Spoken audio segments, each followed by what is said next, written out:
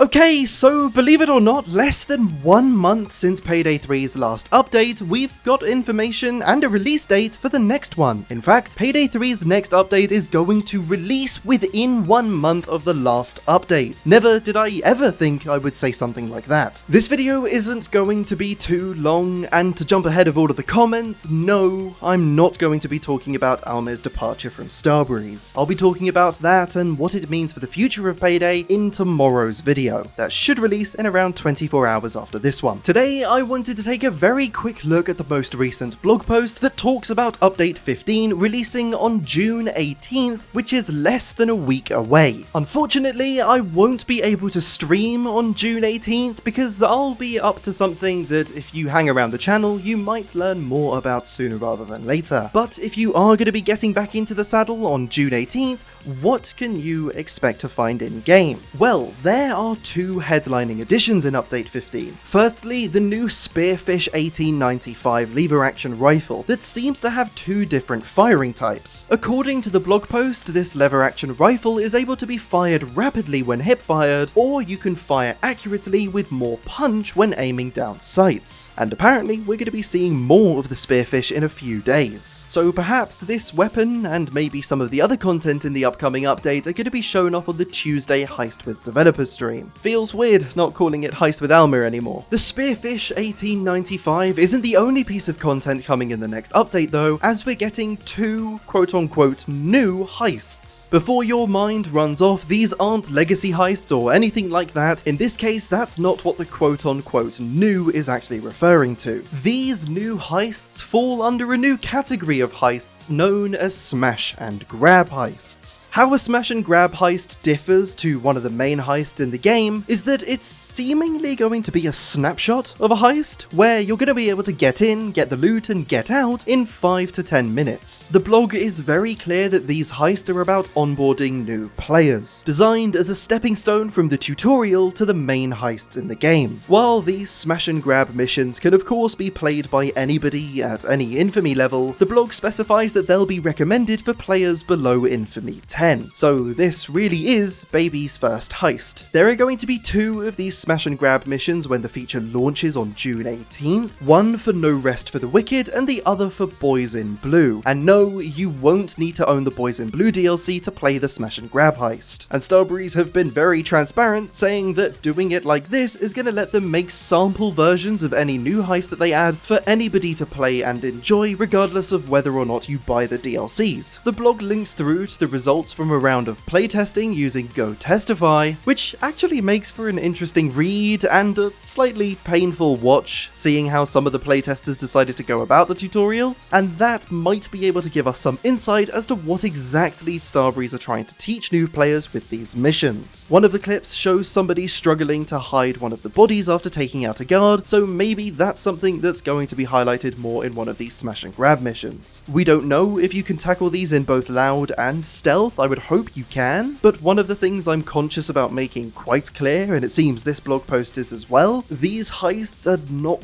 really designed for veteran heisters. Though, if you want to tackle them on harder difficulties, you can expect some potentially unique challenges to be thrown your way. All of the content in Update 15, be it the smash and grab heists or the Spearfish 1895, are free additions to the game. Let me know what you think about this small but swift update releasing next week. I still can't believe we're getting another one so soon. If you're interested in learning more about the effect I think Almir stepping away from Starbreeze is going to have on Payday's future, you can click the video on screen now, once that video is out tomorrow. Until then, the algorithm has decided that the video you're looking at now is the best match for you. So enjoy, thank you very much for watching, and I'll see you in the next video.